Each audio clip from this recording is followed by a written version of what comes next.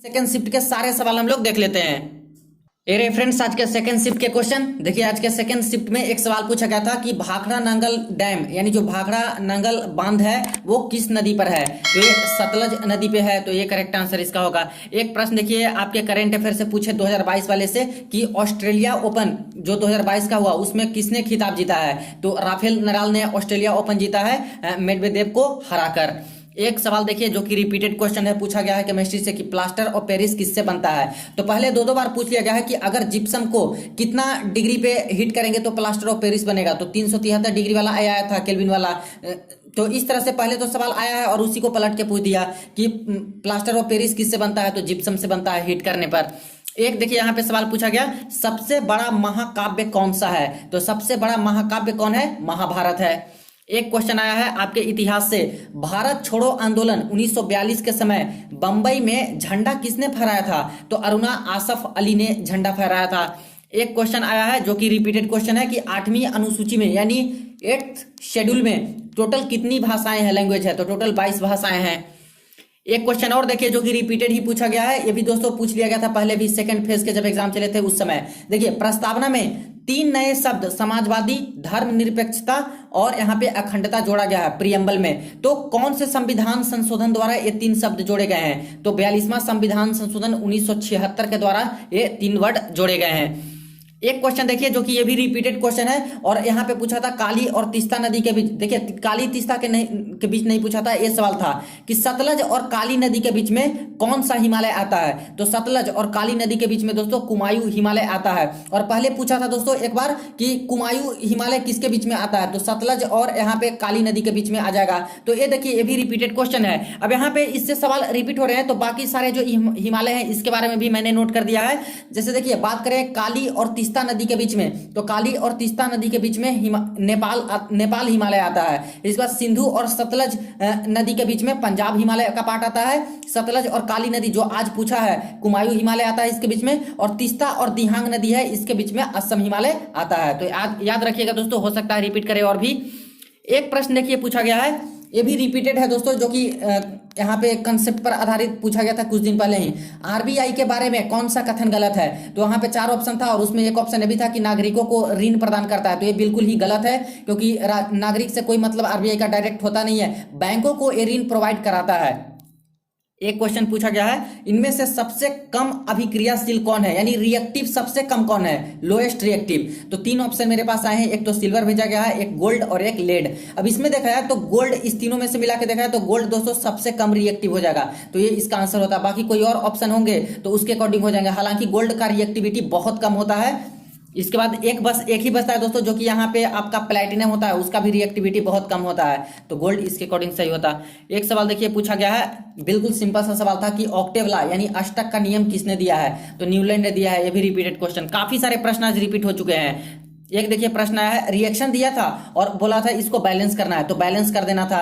एक और प्रश्न पूछा गया है कि CaOH का होल 2 है, इसके साथ अगर कार्बन डाइऑक्साइड का रिएक्शन कराया जाए तो क्या मिलेगा। तो CaOH का होल 2 के साथ अगर CO2 को मिला दिया जाए तो CaCO3 और H2O यानी कैल्शियम कार्बोनेट यहाँ पे मिल जाएगा।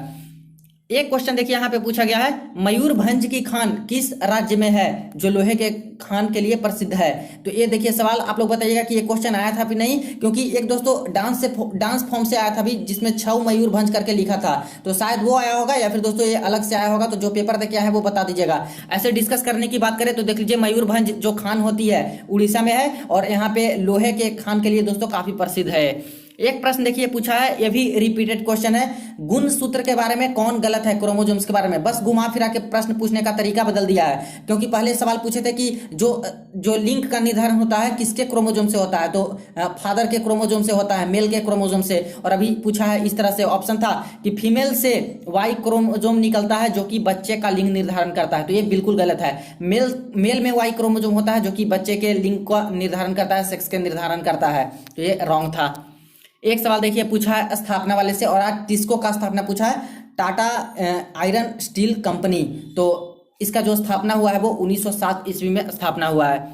एक क्वेश्चन यहाँ पे प्रकाश संश्लेषण यानी जो फोटोसिंथेसिस की प्रोसेस होती है उससे क्वेश्चन पूछा गया था, उसके अभिक्रिया से। तो देखिए कार्बन डाइऑक्साइड और वाटर लेता है यहाँ पे क्लोरोफिल के प्रेजेंस में, कोई भी हरी पत्तियों में, यहाँ पे सनलाइट के प्रेजेंस में, तो C6H12O6 ग्लूकोज और यहाँ पे ऑक्सीजन प्रोवाइड कराता है। तो ये इसका हो जाता जो कि अभिक्रिया है। और इसके अगर बैलेंस करने की बात करें तो बैलेंस इसको कैसे करेंगे, तो यहाँ पे देखिए ऑक्सीजन 2 है, लेकिन यहाँ पे ऑक्सीजन कितना है, यहाँ ऑक्सीजन 2, यहाँ ऑक्सीजन 6, और इसके बाद देख लीजिए यहाँ पे ऑक्सीजन है 1 और यहाँ पे ऑक्सीजन 2।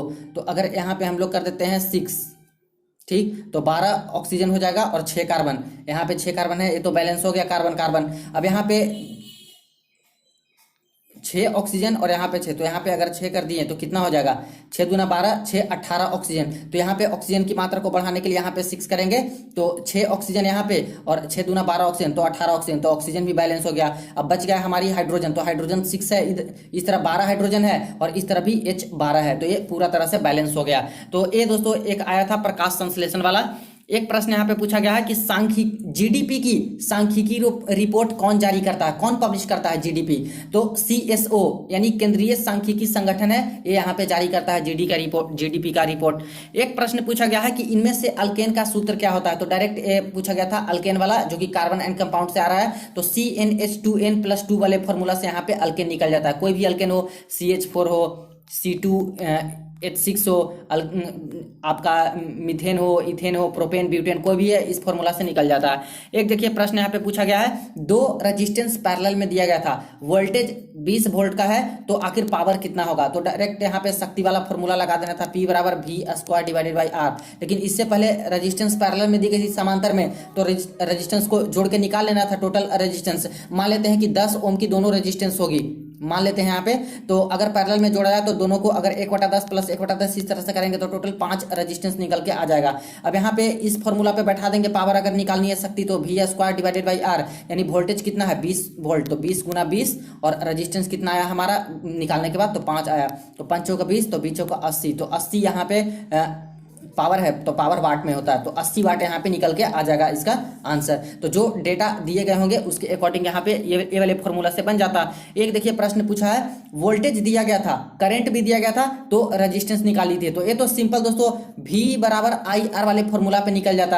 रेजिस्टेंस कितना होगा, तो R = V/I कर देते हैं, और जो जो दिया गया होता जितना वोल्टेज जितना करंट, तो उसको बैठा देते तो रेजिस्टेंस निकल के आ जाती। एक देखिए और सवाल यहाँ पे पूछा गया है रेसिस्टिविटी से, प्रतिरोधकता से। अब प्रतिरोधकता वाला भी दोस्तों हो सकता है कि यहाँ पे न्यूमेरिकल ही दिए गए होंगे, हालांकि बस इतना ही भेजा गया कि एक रेसिस्टिविटी से पूछा था जो कि छात्र छोड़ दिए हैं। तो यहाँ पे बात करें तो रेजिस्टेंस और प्रतिरोधकता में जो रिलेशन होता है वो इस तरह से होता है, रेजिस्टेंस = ρL/A। तो हो सकता है कि लेंथ दिया होगा और एरिया दिया होगा और पूछा होगा कि रेजिस्टेंस भी दिया गया होगा और पूछा कि रेसिस्टिविटी कितना होगा, या फिर रेसिस्टिविटी दिया गया होगा, पूछा कि रेजिस्टेंस कितना होगा लेंथ और एरिया देकर, तो इस फॉर्मूला से भी बन जाता।